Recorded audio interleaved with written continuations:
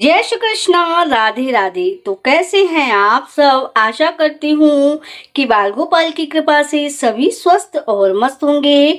तो पुनः एक बार फिर से आप सभी का हमारे चैनल पे बहुत बहुत स्वागत है। तो फ्रेंड्स, आज का वीडियो होने वाला है 2025 धन समृद्धि के लिए, जो कि ये उपाय अगर आप हनुमान जयंती पर करते हैं तो हनुमान जी बजरंगबली स्वामी होंगे प्रसन्न और आपकी सर्व मनोकामनाएं पूर्ण करेंगे।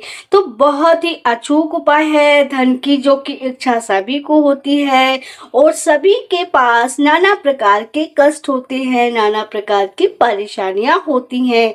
तो अगर आप इन परेशानियों से छुटकारा पाना चाहते हैं तो बहुत ही अच्छा मौका है। हनुमान जयंती का दिन बहुत ही अच्छा मौका है। कर लीजिए हनुमान जी के खास ये उपाय, कर लीजिए हनुमान जी की सेवा अर्चना, आपके सर्व मनोरथ अवश्य ही पूर्ण होंगी। तो ज्यादा बात ना करते हुए वीडियो को करते हैं शुरू। और अगर आप पहली बार हमारे चैनल पे आए हैं तो चैनल को सब्सक्राइब कीजिएगा। वीडियो पसंद आ जाए तो लाइक, कमेंट और शेयर भी कीजिएगा। तो चलिए शुरू करते हैं। तो जो कि हमारे सनातन धर्म में हनुमान जयंती का विशेष ही महत्व है। और वहीं आपको हम बता दें कि हनुमान जयंती का पर्व जो कि साल में 2 बार मनाया जाता है। एक मनाया जाता है चैत्र माह के शुक्ल पक्ष की पूर्णिमा को, और दूसरा जो कि जन्मोत्सव मनाया जाता है कार्तिक माह के कृष्ण पक्ष की चतुर्थी तिथि को। तो हनुमान जयंती जो कि साल में 2 बार मनाई जाती है। और वैदिक पंचांग के मुताबिक इस साल जो कि पहली बार हनुमान जयंती 12 अप्रैल को मनाई जाएगी। तो वहीं ज्योतिष की गणना के हिसाब से कुछ उपाय हैं जो कि धन समृद्धि के लिए है। आपकी अगर धन की तंगी है, परेशान है, तो अगर आप ये बजरंगबली की कृपा पाना चाहते हैं तो अगर आप ये उपाय करते हैं तो जो कि बजरंगबली के सिद्ध उपाय हैं। और इन उपायों को करने से आपकी आर्थिक तंगी से आपको छुटकारा अवश्य ही मिलेगा। तो हनुमान जयंती के दिन आप ये उपाय करें और अपनी सर्व मनोरथ को कर ले पूरा। तो हनुमान जयंती के दिन आपको करना क्या होगा? हनुमान मंदिर में बजरंगबली की विशेष पूजा करनी होगी। इस दिन आप हनुमान चालीसा का पाठ करें, जो कि तेल का दीपक जलाकर 2 लौंग डाल दे उस दीपक में। और आपको करना है आर्थिक तंगी के लिए सरसों के तेल का दीपक जलाना है और उसमें आपको 2 लौंग डालना है। और 2 लौंग डालने के बाद बजरंगबली के मंदिर में, अगर मंदिर नहीं है तो घर में ही आप ये उपाय कर सकते हैं। बजरंगबली की फोटो प्रतिमा तो अवश्य ही घर पे होगी। तो बजरंगबली के सामने आप तेल का दीपक जलाएं, उसमें 2 लौंग डाल दें और आपको जो कि हनुमान चालीसा का पाठ करना है। अवश्य ही आपकी आर्थिक स्थिति में सुधार होगा। आप खुद भी महसूस करेंगे कि आपको ये उपाय एकदम कारगर हुआ है। और दूसरा जो कि है हनुमान जी के कवच का पाठ। तो कवच का पाठ भी आपके शरीर की सुरक्षा करता है, आपके शरीर में वो कवच का काम करता है। आप कहीं भी जाए ना, आपको कोई भी किसी भी प्रकार की बाधा आपके आसपास भी नहीं मंडराएगी अगर आप हनुमान कवच का पाठ करते हैं।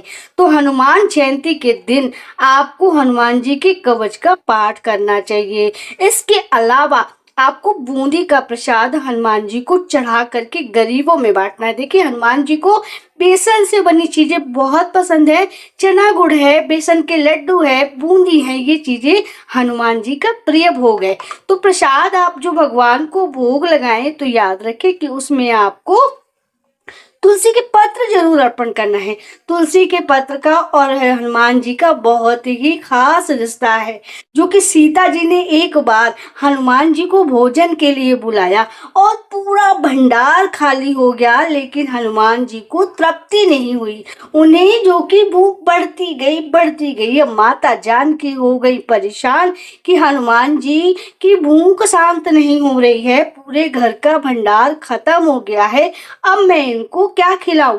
तभी वो राम जी के पास दौड़ी कि प्रभु कैसे करूं, हनुमान जी की तो भूख ही शांत नहीं हो रही है, लला की तो भूख शांत नहीं हो रही है। माता सीता उनको लला बोलती थी तो उनकी भूख ही शांत नहीं हो रही है। तब हनुमान जी ने कहा कि हनुमान की महिमा हनुमान जाने और मैं जानूं, तुम नहीं समझोगी देवी। तब राम जी ने एक तुलसी का पत्ता उठाया और माता जानकी के हाथ में दिया और कहें लो ये खिला दो, तुम्हारे लल्ला को तृप्ति हो जाएगी। तब माता सीता ने तुलसी के पत्ते को ले जाकर के हनुमान जी को जो खिलाया त्यों हनुमान जी को डकार आ गई, बोले मैया मैं तृप्त हो गया। तो ये है तुलसी के पत्ते का हनुमान जी के साथ एक खास रिश्ता। आप कितना भी भोग चढ़ा लेना, कितना भी उनको अर्पण कर ले, लेकिन अगर अपने भोग में तुलसी के पत्र को आप शामिल नहीं करेंगे ना तो उनको तृप्ति नहीं मिलेगी। तो तुलसी के पत्र भोग में जरूर रखें और जो कि भोग चढ़ाने के बाद, पूजा अर्चना करने के बाद आप ये भोग गरीबों में भी बांटे। इतने अगर आपको भगवान ने सामर्थ्य किया है तो थोड़ी ज्यादा क्वांटिटी में भगवान को अर्पण करें और गरीबों में बांटे, और अगर थोड़ा बहुत है तो आप अपने हिसाब से अपनी यथाशक्ति भगवान को भोग लगाइए। तेरा तुझको अर्पण क्या लागे मेरा। तो इस तरीके से आपको जो कि भगवान की पूजा अर्चना करनी है।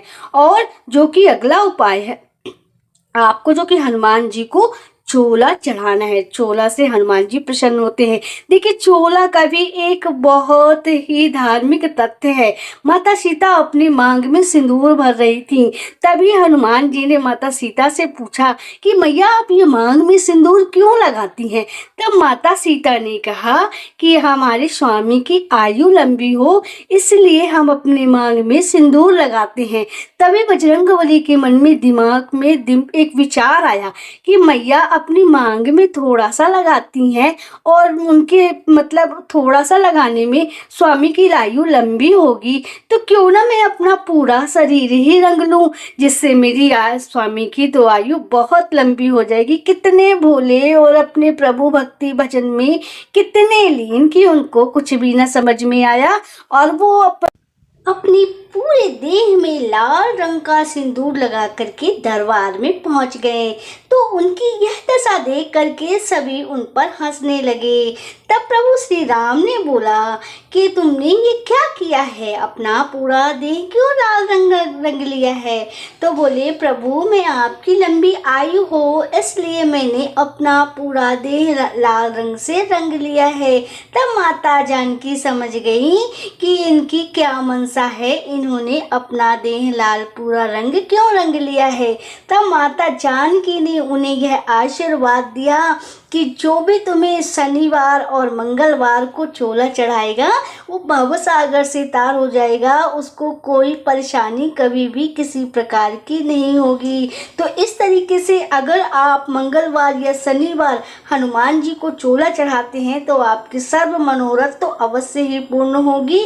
और जो कि हनुमान जयंती का दिन बहुत ही खास दिन है, तो इसलिए हनुमान जयंती के दिन हनुमान जी को चोला चढ़ा करके अपनी सर्व मनोरथ पूर्ण कर ले।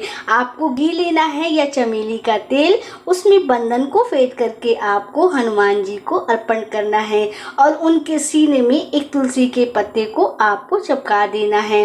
तो इस तरीके से चोला का भी एक महत्व है। और आपको करना क्या होगा कि जैसे आप भगवान को सभी प्रकार का भोग अर्पण करेंगे तो आपको पान भी इसमें शामिल करना है।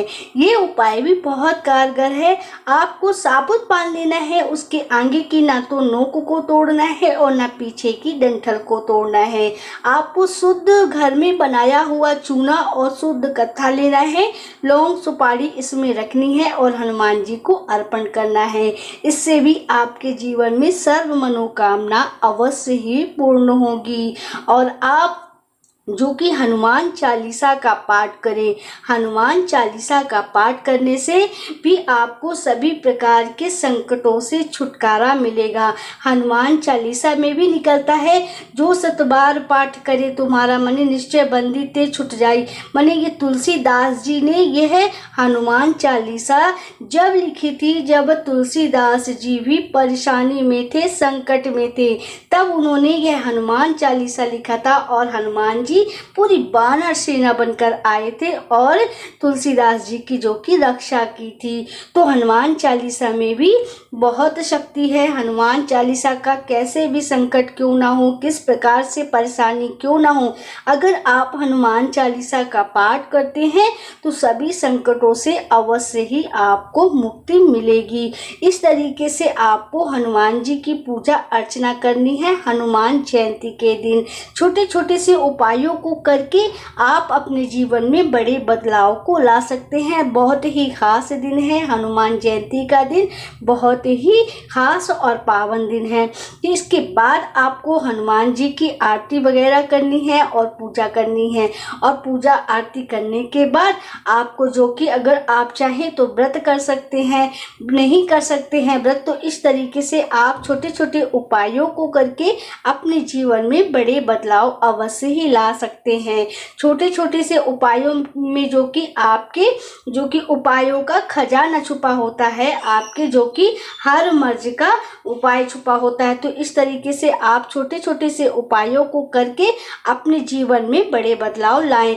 बहुत ही खास दिन जो कि हनुमान जयंती का दिन है और इस दिन इन उपायों को करने से आपकी सर्व मनोकामनाएं अवश्य ही पूर्ण होंगी। और लौंग और दिए का उपाय तो बहुत ही कारगर है। अगर आप धन के संबंधी समस्याओं से जूझ रहे हैं, परेशानियां हैं, तो इस तरीके से आपको जो कि सरसों के तेल में 2 लौंग करके आप जो कि हनुमान जी के सामने बैठ करके हनुमान जी का पाठ करें, चालीसा करें या कवच का पाठ करें या हनुमान जी का स्मरण करें या हनुमान जी के मंत्रों का जाप करें इस तरीके से। और अब जो कि शंकर जी रुद्र अवतार है, तो अगर आप शंकर जी को भी 1 लोटा जल में मतलब आप चावल डाल करके और हनुमान जी का ओम रुद्राय नमः करके जाप कर मतलब नाम लेकर के इसका और आप शंकर जी को जल पर अर्पण करते हैं तो भी आपकी सर्व मनोकामनाएं अवश्य ही पूर्ण होंगी। तो इस तरीके से फ्रेंड्स आपको जो कि हनुमान जयंती के दिन छोटे बड़े उपाय करके अपनी सभी मनोकामनाओं को पूर्ण करने का एक अच्छा अवसर है हनुमान जयंती का। तो आशा करती हूँ कि आप सभी को आज की यह वीडियो और जानकारी अवश्य ही पसंद आई होगी। अगर आप YouTube चैनल में देख रहे हैं तो चैनल को सब्सक्राइब करना बिल्कुल मत भूलिएगा और अगर आप Facebook पेज में देख रहे हैं तो पेज को फॉलो कर लीजिएगा। लाइक कमेंट और शेयर भी कीजिएगा। नोटिफिकेशन की बटन दबा करके ऑल जरूर कीजिएगा जिससे हमारी सभी वीडियो आप तक पहुँचती रहें। हम इसी प्रकार से धर्म से रिलेटिव और उपाय से रिलेटिव, राशि से रिलेटिव हर प्रकार की नई नई वीडियो हर समय पे नए नए ओकेजन पे लाते रहते हैं। अपना बहुत ख्याल रखिएगा। हम फिर से मिलेंगे एक नए वीडियो और एक नई जानकारी के साथ। तब तक के लिए जय श्री कृष्णा, राधे राधे, जय श्री राम।